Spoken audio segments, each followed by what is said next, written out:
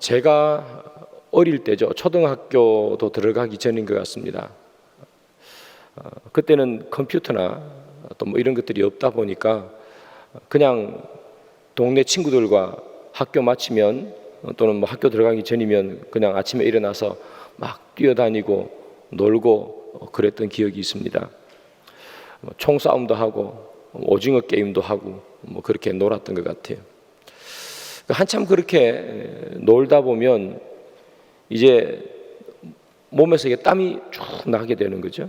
땀이 쭉 나서 이렇게 땀을 흘리면서 집에 이렇게 들어오면 얼마나 이렇게 놀 때는 잘 모르지만 다 놀고 집에 오면 몸이 후끈후끈하는 거죠. 제 고향이 또 대구 아니겠습니까? 얼마나 더운 동네입니까? 요즘 사람들은 대구를 아프리카처럼 덥다 해서 데프리카라 그렇게 부릅니다.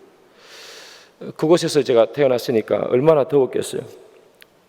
하루 종일 놀다가 이제 집에 들어와서 땀을 흘리고 있는 저를 보고 아직도 기억나는 것이 저희 어머니가 저를 데리고 어디로 갔는가 하면 우물가로 갔어요.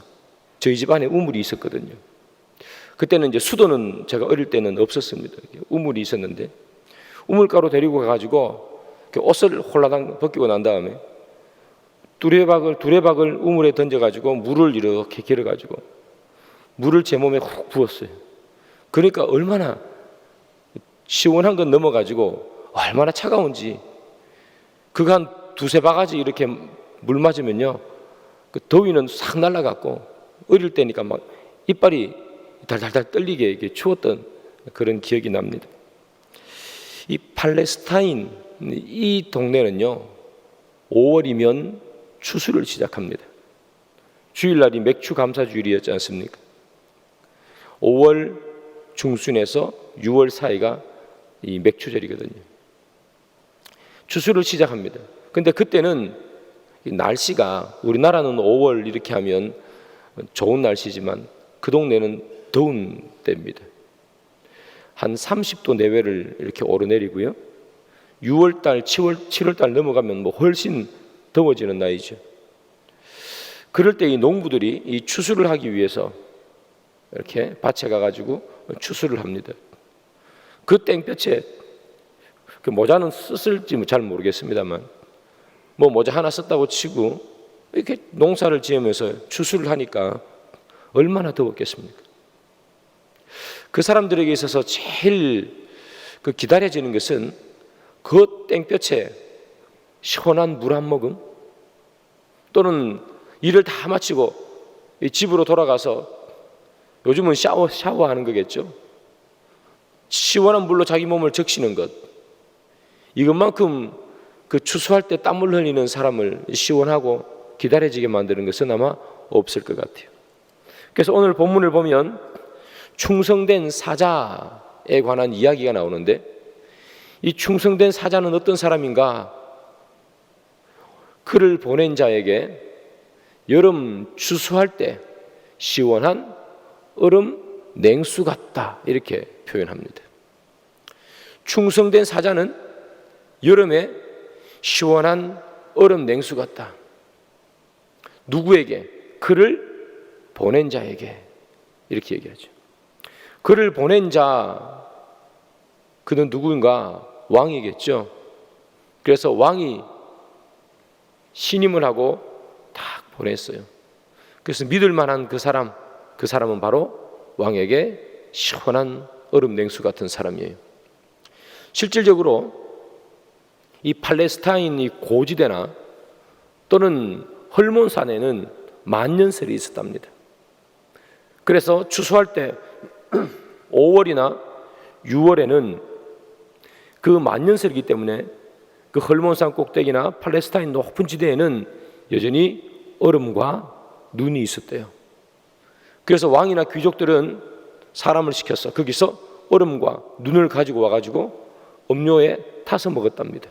그러면 시원하니까요.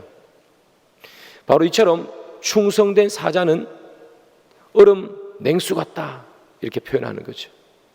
그러면 여러분 여기 나오는 이 충성된 사자는 어떤 사람일까? 충성된 사자란 맡겨준 일을 충성되이 하는 사람, 이것을 맡기면 이것도 하고 저것을 맡기면 저것도 하고, 어쨌든 맡겨주면 책임지고 하는 사람, 이런 게 충성이라는 의미에 들어가 있죠. 그러나 오늘 본문에 나오는 이 충성된 자는 그런 의미도 있겠습니다만 조금 더 좁혀서 봐야 합니다. 충성된 사자, 이렇게 되어 있죠. 이 사자를 영어 성경에 보면 메신저라고 되어 있습니다. 메신저는 메시지를 전달해 주는 사람이 메신저겠죠. 그를 보내니, 즉 왕의 사자, 사신, 왕의 뜻을 전달해 주는 사람, 요즘으로 치면 대변인, 이런 사람들이 되겠습니다. 자, 그러니까 이 충성된 사자는 어떤 자인가 하면 왕이 하고 싶은 말을 대신해 주는 사람이에요. 서신을 가지고 갔다 해도 서신만 덜렁 주고 오는 게 아니죠. 우리 왕은 이런 뜻을 가지고 있습니다 하고 말을 해줘야 되는 거겠죠. 그리고 협상을 하겠죠. 말로 협상을 하는 거예요. 그래서 오늘 본문에 충성된 사자는 그냥 이것저것 다 열심히 하는 사람을 말하는 것이 아니라 말과 관계된 거예요. 왕이 하고 싶은 말을 정확하게 전달해주고 왕이 하고 싶은 뜻을 이루어내는 자, 이게 충성된 사자예요. 오늘 본문에서. 자, 오늘 본문이 특별히 충성된 사자가 말과 관계된다 하는 것은 오늘 본문을 둘러싸고 있는 구절을 보면 그대로 나타나죠. 오늘 본문이 25장 13절인데요 11절을 보면 이렇게 되어 있죠. 경우에 합당한 말은, 이렇게 시작해요. 경우에 합당한 말은 아로새긴 은쟁반의 금사과다. 11절은 말에 대해서 이야기해요. 12절도 마찬가지예요. 슬기로운 자의 책망은, 이렇게 얘기하죠. 이것 또한 책망이니까 말에 대해서 이야기하는 거예요. 오늘 본문이고요. 오늘 본문 바로 밑에 14절. 선물한다고 거짓 자랑하는 자는, 이렇게 되어 있죠.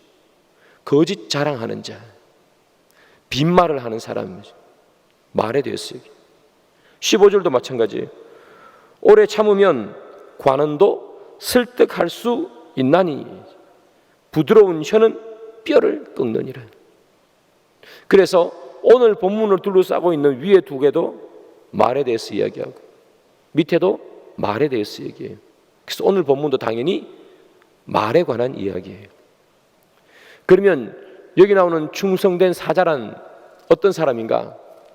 오늘 본문에 한해서 보면 이 충성된 사자는 말을 지혜롭게 해서 왕의 뜻을 전달하고 왕의 뜻을 이루어내는 사람, 그 사람이 충성된 사자예요. 충성된 사자, 성경에 대표적인 사람이 누가 있을까 고민을 해봤는데 떠오르는 사람이 한 명 있습니다. 누구냐 하면 엘리에셀이라는 사람입니다. 이 엘리에셀이 누구냐 하면 아브라함의 늙은 종입니다. 아브라함이 이제 나이가 점점 들어가가지고 죽음이 다가오고 있어요. 그런데 그 아들인 이삭은 노총각으로 결혼을 안 하고 있습니다. 나이가 몇 살이냐? 그때 나이가 40살입니다.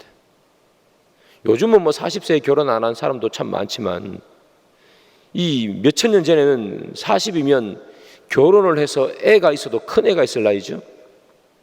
그런데 이삭이 결혼을 안 하고 아직 노총각으로 있어요. 노총각으로 있는 이 부모님도 우리 계시지만 답답하잖아요.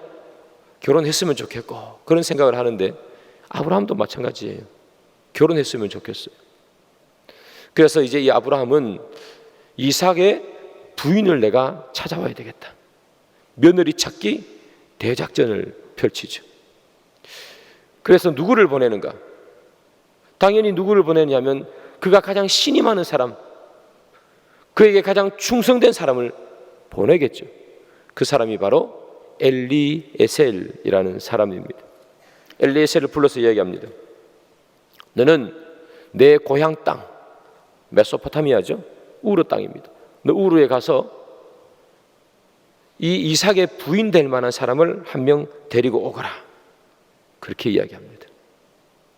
엘리에셀은 이제 막중한 책무를 받았습니다. 이삭이 결혼을 하느냐 못하느냐, 결혼을 하면 어떤 여인이랑 결혼할까, 이게 지금 누구한테 달려있는 거예요? 엘리에셀에게 달려있는 거예요. 근데 여러분, 이 그 먼 땅, 우르 땅까지 가서 여인을 한 명 데리고 오는 거예요. 생면부지의 여인 한 명을 데리고 와야 되는 일이잖아요. 어떤 여인이 우리 주인의 아들과 결혼하십시오 한다고 해서 얼굴 한 번 안 보고 결혼할 수 있겠습니까? 결국 이제 모든 것은 뭐에 달려 있는가 하면 이 엘리에셀이 어떻게 그 여인을 설득하고 그 여인의 아버지 및 그의 가문의 사람들을 설득하느냐, 엘리에셀의 말에 달려 있는 거예요. 엘리에셀이 잘 설득하면 오는 것이고 잘못하면 못 오는 거예요. 엘리에셀이 이제 길을 떠났습니다. 막중한 임무를 지고 이 아브라함의 고향인 메소포타미아에 도착을 했습니다. 자, 이 엘리에셀이 거기에 도착해서 제일 먼저 한 일이 뭘까요? 말하는 거예요. 말. 성경에는 말하는 걸로 기록되어 있어요. 창세기 24장 12절이죠. 그가 이르되 우리 주인 아브라함의 하나님 여호와여 원하건대 오늘 나에게 순조롭게 만나게 하사 내 주인 아브라함에게 은혜를 베푸시옵소서. 어떤 말을 해요? 기도하는 거예요. 그가 제일 먼저 하는 말이에요. 그는 기도하면서 하나님을 설득하죠. 하나님, 오늘 내가 정말 이 순조롭게 며느리감을 만나게 도와주십시오. 엘리에셀이 제일 먼저 한 겁니다. 하나님께 말하는 것, 하나님을 설득하는 것. 이 기도가 통했는지 이 우물가에서 이제 장차 이삭의 부인이죠, 리브가를 만났어요. 리브가를 만나고 리브가와 함께 이제 리브가의 집에 갔습니다. 집에 딱 도착하니까 엄마 그리고 오빠가 나오죠. 이 리브가를 보니까 몸에 막 폐물 같은 걸 가지고 온 거예요. 이거 웬 거냐? 어떤 사람이 나보고 자기 주인의 아들과 결혼하자고 그렇게 얘기했다는 거예요. 그러니까 이 누구예요? 라반이죠. 이 리브가의 오빠가 우물가로 달려가요. 우물가로 달려가니까 거기 누가 있느냐? 엘리에셀이 있는 거예요. 그리고 그를 데리고 집으로 왔어요. 집으로 와서 맛있는 이렇게 음식을 쭉 차려 놓았어요. 라반이 그렇게 한 건 은근 폐물을 갖다 주니까 그렇게 한 거예요. 어쨌든 음식을 주니까 이 엘리에셀이 음식 먹기를 거부하고 그때부터 뭐 하느냐? 말을 하기 시작해요. 내 말을 좀 들어보십시오. 음식도 안 먹고 말해요. 무슨 말을 하는가? 왜 이 리브가가 이삭의 부인이 돼야 되는지 그 이야기를 쭉 길게 설명해요. 창세기에 보면. 무슨 작업이죠? 설득 작업이에요. 설득해.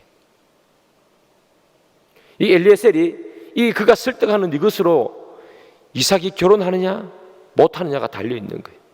쫙 설득을 해요. 설득의 결과 이 시집 보내기로 결정했어요. 리브가도 시집 가기로 결정했어요. 그래서 이 엘리에셀이 리브가를 데리고 이삭이 있는 부엘라 헤로이라는 곳으로 돌아왔어요. 이삭을 만나죠.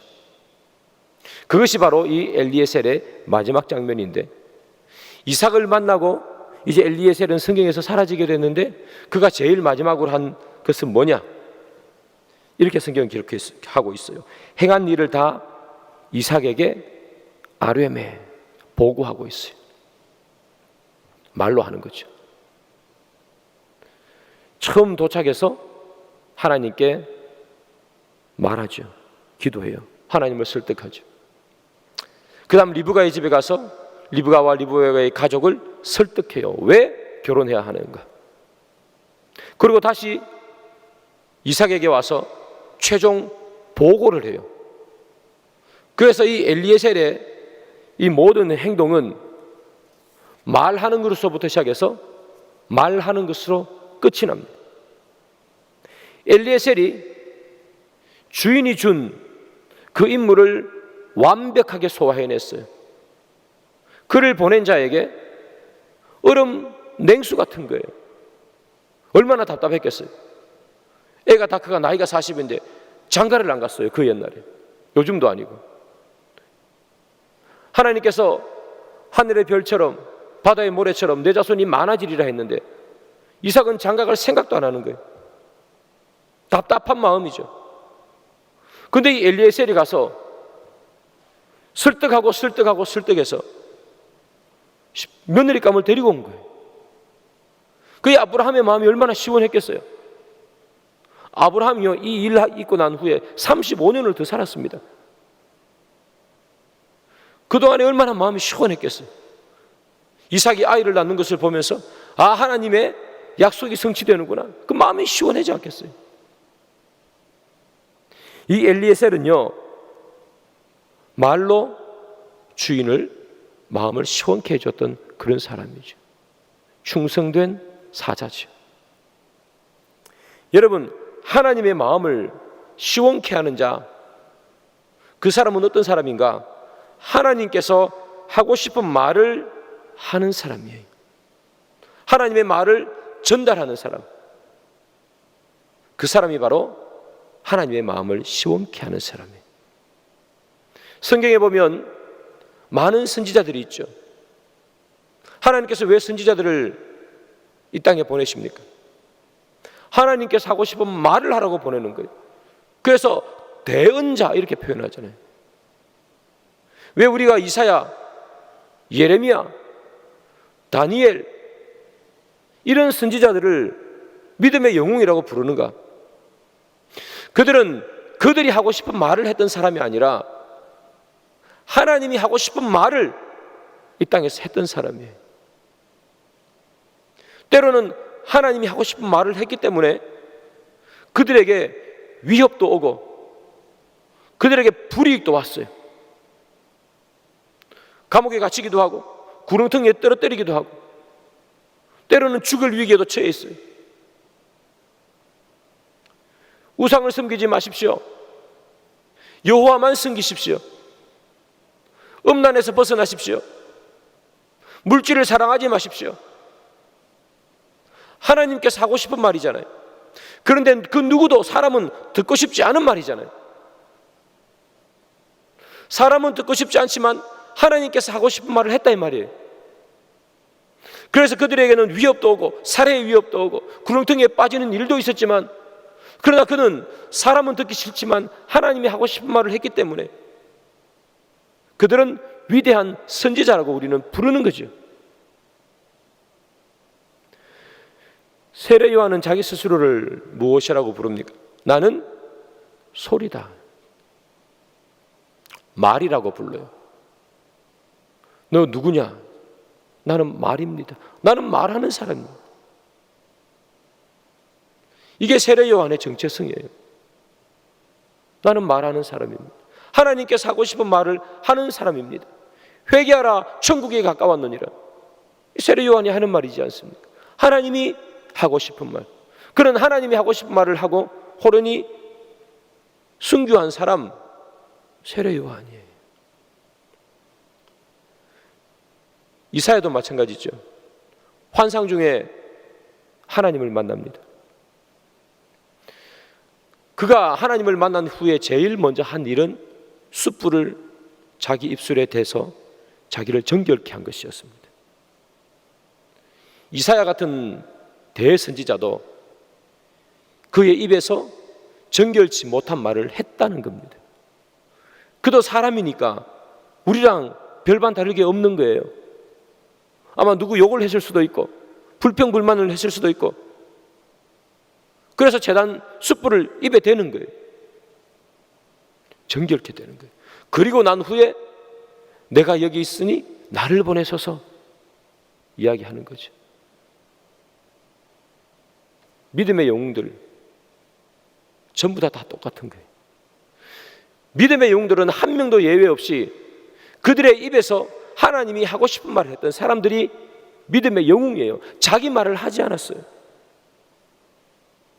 예수님은 자기를 뭐라고 얘기합니까? 말씀이 육신이 되었다고 얘기하잖아요. 예수님도 자기가 말씀이라고 말하잖아요. 그래서 모든 믿음의 영웅들은 예외 없습니다. 그의 입에서 늘 하나님께서 원하시는 말을 함으로 하나님의 마음을 시원케 하는 충성된 자였습니다. 그것이 바로 여기 나오는 충성된 자라는 거예요. 사랑하는 여러분, 성령이 임하면요 말이 바뀌어요. 말이 바뀌어요.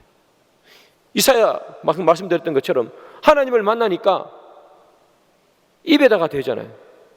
말이 바뀐다는 거예요. 예수님을 저주를 했습니다. 그런데 오순절날 성령이 임하니까 그의 입술에서 복음이 선포되잖아요. 이 베드로를 말하는 거예요.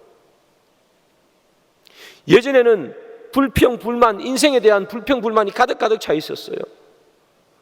그런데 예수님을 만났어요. 그러니까 곧장 항아리를 던져두고 복음을 증거하러 가잖아요. 사마리아 여인에 관한 이야기죠. 예수를 만나면 우리의 입술이 변해요. 비난하고 거부하고 조롱했던 입술이 선포하는 입술로 바뀌게 되죠. 베드로처럼 사마리아 여인처럼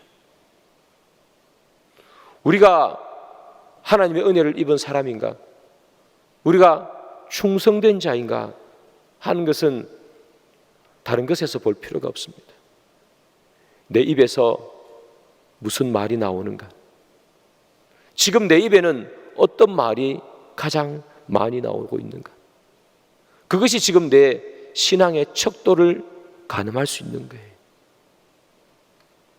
여러분, 지금 여러분들의 입술에서 가장 많이 나오는 말은 어떤 말이에요? 우리가 내 입에서 늘 찬송이 나오면 찬송이 나를 감싸고 있는 거겠죠. 그러나 내 입에서 불평, 불만이 늘 있으면 불평, 불만이 나를 감싸고 있는 거예요. 내가 누구를 만나면 맨날 하는 이야기가 세상 이야기를, 그러면 세상이 나를 감싸고 있는 거예요. 내가 누구를 만나면 어떻게 전도해야 되지? 하나님의 말씀을 계속해서 이야기하고 있다면 하나님의 말씀이 나를 감싸고 있는 거예요. 내 입에서 나오는 이야기가 지금 나를 감싸고 있는 이야기라고요. 나를 주장하고 있는 이야기라고요. 그래서 지금 우리의 입술을 보면 내 신앙의 상태를 우리는 알 수 있는 거예요. 하나님께서 원하시는 우리의 입술은 어떤 입술인가? 하나님께서 하고 싶은 말을 하는 입술, 그 입술을 원하는 거죠. 그때 하나님은 마음이 시원하게 되는 거예요. 로마서를 한번 볼까요? 로마서 1장에는요 이런 글이 있어요. 하나님을 마음에 두기 싫어하는 자, 그 자들의 마음에는 무엇이 있는가 기록하고 있어요. 1장 29절부터 30절이에요. 수근수근하는 자요, 비방하는 자요, 하나님께서 미워하시는 자요, 능욕하는 자요, 교만한 자요, 자랑하는 자요, 악을 도모하는 자요, 부모를 거역하는 자요. 저기 나와 있는 말 거의 대부분이 뭡니까? 말과 관계되죠. 수근수근한다, 비방한다, 교만하다, 자랑한다, 악을 도모한다. 전부 다 입술로 하는 거죠. 하나님을 마음에 두기 싫어하는 사람은 이런 말이 나온다는 이야기. 우리 입술에서 이런 말이 나오면 내가 지금 하나님과 관계가 멀어져 있구나. 회개해야 된다는 거예요. 돌이켜야 된다는 거예요. 그러나 반대로 우리 입에서 힘든 상황 가운데서도 감사가 나오고, 어려운 가운데서도 찬양이 내 입술에 끊이지 않고, 내 입술에서 주의 말씀이 계속해서 되뇌어진다면 그건 하나님께서 나를 붙들고 있는 증거인 것이겠죠. 사랑하는 여러분, 우리는 어떤 사람이 되어야 될까? 어떻게 하면 하나님의 마음을 시원하게 해주고 하나님의 마음을 기쁘게 해줄까? 충성된 사자는 그를 보낸 자에게 얼음 냉수 같다고 했는데, 하나님께서는 우리를 이 땅에 보내셨는데, 그래서 우리는 보냄을 받은 자인데, 보냄을 받은 우리는 메신저인데, 우리는 혹시나 이 메신저, 말하는 인물을 잊어버리고 살지는 않는지를 살펴보십시오. 내 입에서 주의 원하는 말, 사람을 살리는 말, 사람을 세우는 말, 화평케 하는 말, 사랑이 생기게 하는 말, 그리고 기쁨을 주는 말, 그 말들이 우리의 입술에서 나올 때 주님은 기뻐하는 거예요. 말씀의 결론을 맺습니다. 사랑하는 여러분, 저도 우리도 다 충성된 사자가 되기를 원합니다. 대단한 일을 해서 늘 하는 말입니다. 대단한 일을 해서 엄청난 큰 걸 지어서 하나님의 마음을 기쁘게 하는 게 아니라, 어찌 보면 참 작은 거죠. 우리 입에서 사람을 살리는 말이 나오는 것, 우리 입에서 화평케 하는 말이 나오는 것, 그것이 정말 하나님의 마음을 시원하게 해준다. 고린도 교회가 왜 힘들었어요? 말이잖아요. 말, 나누는 말, 분쟁하는 말, 그런 말이 아니라 우리가 서로를 사랑하는 말, 서로를 아끼는 말, 서로를 위해 기도해주는 그것이 우리 가운데 가득 있어서 정말 하나님의 마음을 시원케 하는 그런 저와 여러분들이 되기를 소망하고요. 오늘 하루 동안에도 오늘 기도하실 때에 내 입술을 주장해 주셔서 불평과 불만과 분쟁과 나누는 말이 아니라 기쁨을 주고 사람을 살리고 그리고 화평을 만드는 말이 내 입술에서 나올 수 있도록 주님 도와주옵소서. 그렇게 우리의 입술을 주장해 달라고 기도할 수 있는 저와 여러분들이 되기를 주님의 이름으로 축복합니다.